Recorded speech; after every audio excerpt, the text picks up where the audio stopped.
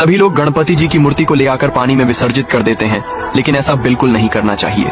इतना ही नहीं, आजकल के लोग उन्हें 10 दिन अपने घर में रखेंगे, फिर माटी का पुतला समझकर कहीं भी फेंक देते हैं।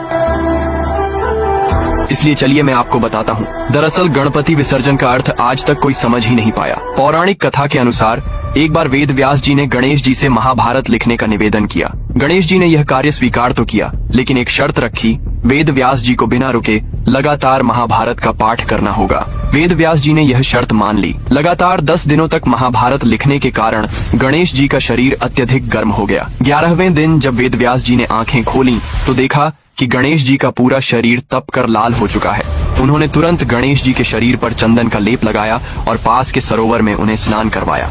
स्नान के बाद गणेश जी को पुनः उनके स्थान पर विराजमान किया गया। इसी घटना को गणपति विसर्जन कहा गया।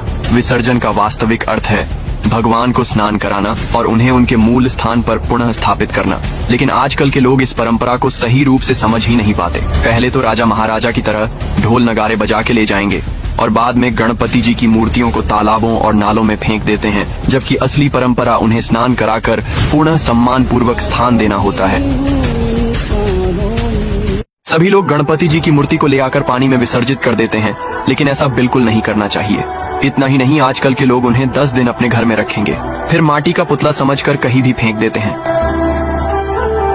इसलिए चलिए मैं आपको बताता हूँ। दरअसल गणपति विसर्जन का अर्थ आज तक कोई समझ ही नहीं पाया। पौराणिक कथा के अनुसार एक बार वेद व्यास जी ने गणेश जी से महाभारत लिखने का निवेदन किया। गणेश जी ने यह कार्य स्वीकार तो किया, लेकिन एक शर्त रखी, वेद व्यास जी को बिना रुके लगातार महाभारत का पाठ करना होगा। वेद व्यास जी ने यह शर्त मान ली। लगातार 10 दिनों तक महाभारत लिखने के कारण गणेश जी का शरीर अत्यधिक गर्म हो गया। 11वें दिन जब वेद व्यास जी ने आंखें खोली तो देखा कि गणेश जी का पूरा शरीर तप कर लाल हो चुका है। उन्होंने तुरंत गणेश जी के शरीर पर चंदन का लेप लगाया और पास के सरोवर में उन्हें स्नान करवाया। स्नान के बाद गणेश जी को पुनः उनके स्थान पर विराजमान किया गया। इसी घटना को गणपति विसर्जन कहा गया।